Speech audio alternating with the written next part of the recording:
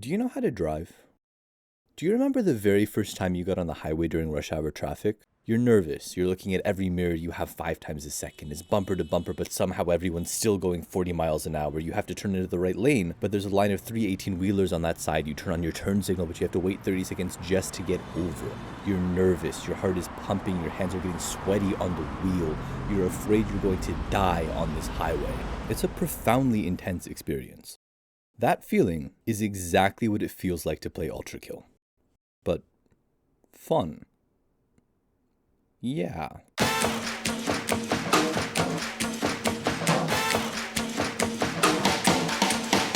Hey everybody, this is DyerWire in the editing room. This video came out a little bit shorter than I wanted it to.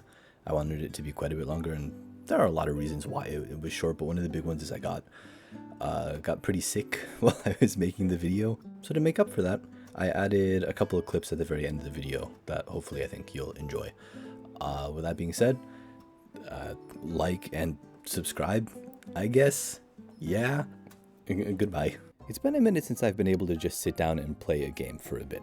I've been traveling for the past couple of weeks. I hit up New York, I had a fiasco in South America. I'm pretty sure I'm not allowed on a specific mountain in Bogota anymore, but that's a story for another time. I got back from my trip and was scrolling through Steam when I saw UltraKill was on sale. VR NSFW. The day I pay $20 for pornography is the day somebody needs to shoot me in the head. Now, at that time, I had about as much interest in UltraKill as Leo DiCaprio has in women over the age of 24. I just kind of didn't really want to play it. I've been putting off playing this game for so long, for like absolutely no reason. I saw somebody play it. I think I saw like Markiplier play it like 4 years ago or something. It's like, wow, that's a really cool, interesting, fun-looking game. I'm not going to play it though. I think that one of the reasons I didn't want to try it out was because it's very similar to Doom Eternal, and I hate Doom Eternal. That game was the worst thing that happened in this country since 9/11. Unlike jet fuel, the vitriol I hold for that game is strong enough to melt steel beams. This is so much better than Doom Eternal. Okay, I know I'm talking a lot about Doom Eternal, but like the games are so similar. This one's just better in literally every way. Still, despite my misgivings, I remember someone had left a comment on one of my videos saying that I might enjoy the game. I think. I tried to find the comment again after playing and I couldn't, so I might have just made it up. In my defense, I was getting distracted because there are a lot of comments about femboys. Like, a lot of comments about femboys. I'm not gay. I just wish I was a Stolfo. Buddy. Me. Femboy. I'm an aspiring subby boy wife. I'm a furry. Not part of the conversation, he's just here. Just here, having a great time. I choose femboy. There are 2 types of men, and brother, they're cuddling. How am I supposed to entertain people when all of you are so much funnier than I am? I like this one. Femboy, ... Yes. The duality of man. I want to be a big buffed man. I want a big buffed man. True, I love men. Anyway, it took me 4 whole minutes of playing to realize that I should not have put this game off for so long. Neat. Okay, I shouldn't have waited this long to play this game. This is the first level and it's already so much fun. It's incredible. I could spend quite a bit of time talking about all the strong points this game has. It took everything that Doom Eternal screwed up and fixed it. Doom Eternal doesn't have a chainsaw connected to a shotgun that you can punch back and forth to kill multiple enemies multiple times. That's why this game is better.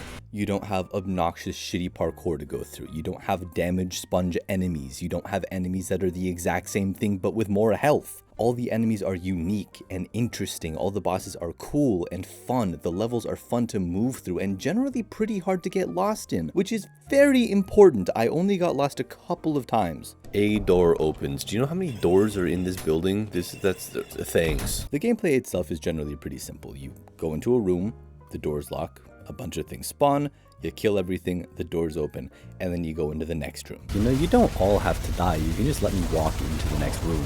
Like, if you turn the other way, I don't think anybody's gonna notice, really. There's a lot going on. It's very much a, I'm not locked in here with you, you're locked in here with me kind of situation. Once you get through 4 levels, the last one has a more unique boss, and when you get through the act, you fight Gabriel.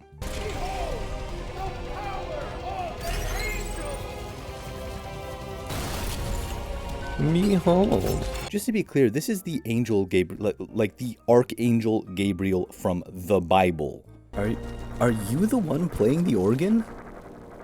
You are such a dramatic little brat. The storyline is that you're going through the different levels of hell for some reason. I don't know why. I just got dropped in here. I've got social anxiety. I wanted to ask somebody what was going on, but everyone seems really mad at me. Can nobody tell me where the bathroom is, please? The one thing you need to know plot-wise about Gabriel is that he's really, really racist. Machine, I will cut you down, break you apart, display the gore of your profane form across the stars. I will grind towards machines. Unfortunately, you are a machine. Version 211.08.06. Man, I need to update my firmware. I'm falling behind. I found that Gabriel's really into teabagging. He flies above you and then just slams down super hard. Just gooch straight to face. And despite how intense and fast-paced the fight was, the messenger of God, Archangel Gabriel, did not hold a candle to the guy that drives the boat. You drive a boat? You drive a boat. I don't know why I had such a hard time fighting the ferryman. It probably has to do with the fact that every second you're on the floor, he is dashing at you. The man wants his anime moment so badly. You missed. There we go, you bastard. Man, that was insane. That was so much harder than any of the other boss fights. I'd also like to know why, of the two, Gabriel, Judge of Hell, is not able to smite you, but the man who drives the dinghy can. What? Are you trying to smite me?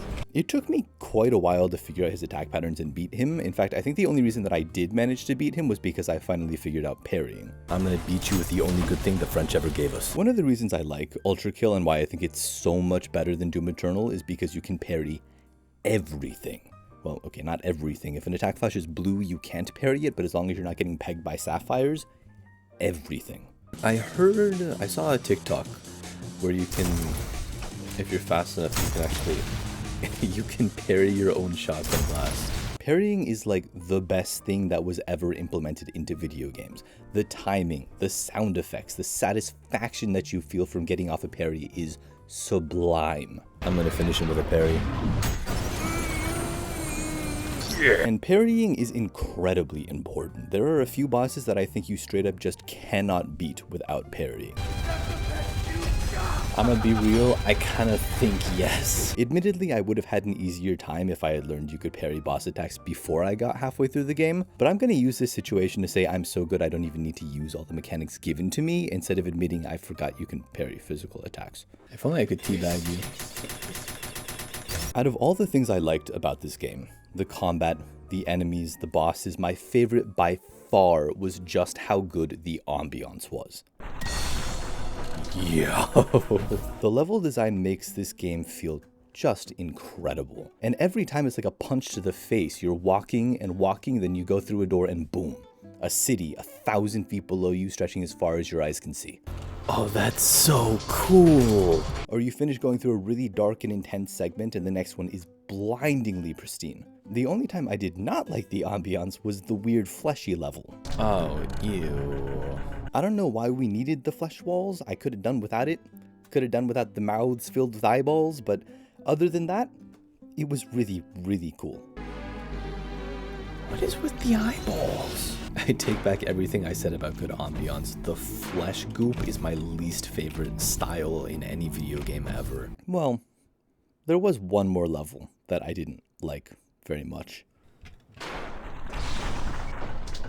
Ooh, pretty. It's like snow. Hitting that runway like it owes you money. Well, you moved. You move? Oh, I hate that. Oh, no, I'm leaving this room immediately. I'm leaving this room immediately. Absolutely not. Oh, no, this is the mannequin level.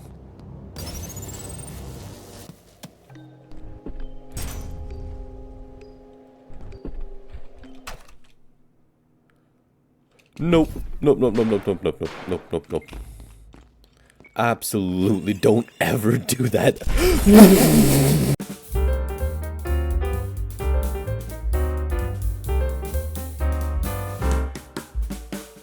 Alright, this should be a boss fight, because that's how these always work, right?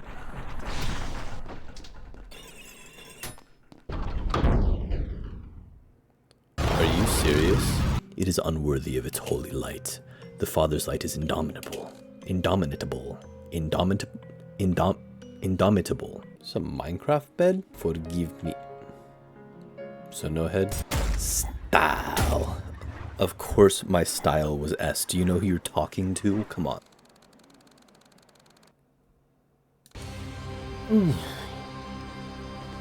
I did not need to be flashbanged. It's pitch black in my room. That was awful.